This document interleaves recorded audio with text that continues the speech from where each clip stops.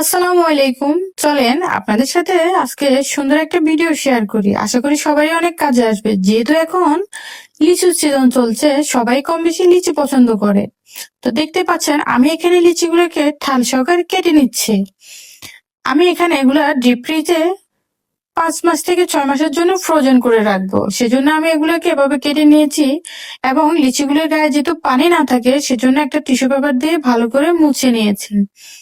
আমি এখানে একটা বক্সের চারপাশে কিছুটা পেপার দিয়ে নিয়েছি এবং লিচুগুলোকে সুন্দর করে বক্সের মধ্যে সেট করে নেব।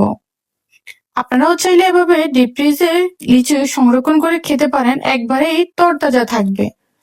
আমার এখানে লিচুগুলো বক্সে নেওয়া হয়ে গেলে আমি বক্সের উপরে কিছুটা কাগজ দিয়ে নিচ্ছি এবং বক্সের কাকটা ভালো করে মেরে এগুলাকে আমি পলিথিনে করে আমি ভালো করে এগুলাকে র্যাপিং করে তখন আমি ডিপ ফ্রিজে রেখে দেব। এভাবে চাইলে অনেকদিন পর্যন্ত লিচি সংরক্ষণ করে খাওয়া যায় এবং খেতেও একদম তাজাই থাকে।